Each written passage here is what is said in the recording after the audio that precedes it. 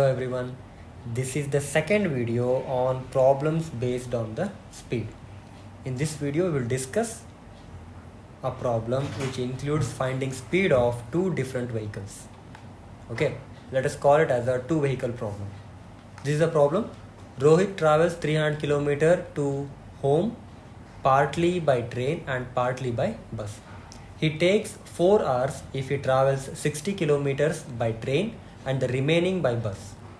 If he travels 100 km by train and remaining by bus, he takes 10 minutes longer. Find the speed of the train separately. Okay, now let us find the solution. Since we have to find the speed of train and bus separately, we will consider the speed of train as x km per hour and the speed of the bus as y km per hour. Let us take the first case. So you can see this sentence is exactly from the question. He takes 4 hours if he travels 60 km by train and the remaining by bus. We know that total it is 300 kilometers. If he travels 60 km by train, in the sense the remaining distance he will travel by the bus, correct? So that means 300 minus 60, which gives you 240. So let us see, consider it is his office from where he is going to travel back to his home. Okay, this is the distance. So according to the question, it is 300 kilometers covered in 4 hours. That means he reaches from the office to the house in 4 hours. Okay, so first he travels by train and he travels around 60 kilometers. Okay, then from the same point he travels to his home. Okay, the distance covered over here is 240 kilometers. So 60 kilometers for a train and 240 kilometers for a bus. Okay, now here we can see we have to use speed is equal to distance by time formula, and this 4 hours what you are seeing, it is the time taken by both train as well as the bus together. So here we will not get individual time, so we cannot use the speed is equal to distance by time formula directly. So for that what we will do, we will rearrange the formula as time is equal to distance by speed. Distance traveled by the train is 60 kilometers. Time taken by the train T1 is equal to 60 by x hours. Now distance traveled by the bus is 240 kilometers, as you understood that. Time taken by the bus is T2 is equal to 240 by y hours. So we know that the total time taken over here is 4 hours. That means T1 plus T2 is equal to 4 hours. So if you replace it, it becomes 60 by x plus 240 by y is equal to 4. We will divide each term by 4 because 60 and 240 are the multiples of 4. By doing this, what happens? The size of the number reduces. Correct?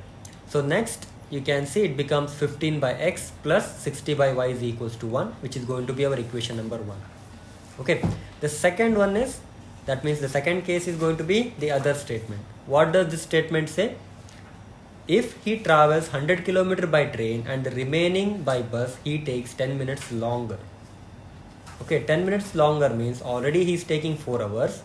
Okay, if he travels 100 km by train and the remaining by bus, that means it becomes 4 hours and 10 minutes. So same situation, there is an office and a house, the distance, and here he travels 300 kilometers, but what happens? The time taken by him changes, that is 4 hours plus 10 more minutes. So same situation, here he travels 100 kilometers and the remaining distance he travels by bus. So you know that that is 300 minus 100, which gives you 200 kilometers. Okay, same way we are going to write the data as we have done in the previous case.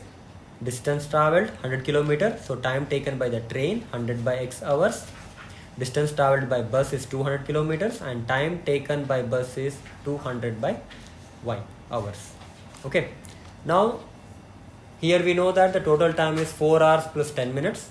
So that is T1 plus T2 is equal to 4 hours plus 10 minutes. Now here you can see this is in hours and this is in minutes, correct? So we have to completely express this as hours. So for that we'll go for conversions. See, T1 and T2 I have replaced. So 4 hours as it is. So 10 minutes converted to hours, that means it becomes 10 by 60. Simplified further, you will get 4 plus 1 by 6 is equal to, and take an LCM over in this part, you will get 20 by 6. So which is going to be this. Now you can see here 100, 225 can be simplified. Means you can divide 100, 225 by 25. So what happens when I do so? It reduces to 4 by x, 8 by y equal to 1 by x. That means the numbers, we can say the coefficients, they reduce to its simplest form. Now later cross multiply 6. So you will get 24 by x plus 48 by y is equal to 1, which is going to be our equation number 2. Now we have already discussed in the previous video regarding the reducible equations. So here we are going to reduce the equations. Now we know that in both the equations the denominators are variable. That means in the denominator there are variables. So for that what we will do, we will take 1 by x as p and 1 by y as q. Then the equation changes to this form. You can see 15p plus 60q is equal to 1. I'll take it as equation number 3 and the other one as equation number 4. Here I have chosen p for cancellation. Correct? So you can see the coefficients are different. So to cancel this p, I have to make coefficients same. So for that what I will do, I will multiply equation 3 by 8 and equation 4 by 5. You may have a doubt that how I got this 8 and 5. This 8 and 5 you will get by taking an LCM of 15 and 24. So next we will multiply the equations by 8 and 5. Then we will subtract the equation. You know why we are subtracting. Why? Because both 15p and 24p are having the same sign. You want to cancel it. Cancellation is possible only if they have an opposite sign. Correct? Fine. So when you multiply, we will get 120p plus 480q is equal to 8 and 120p plus 240q is equal to 5. So as we know that we are going to subtract, the sign of second equation changes. So simplified further, you will get q is equal to 1 by 80. We know that q is 1 by y, correct? So that means 1 by y is equal to q, which is equal to 1 by 80. That means y is equal to 80 km per hour.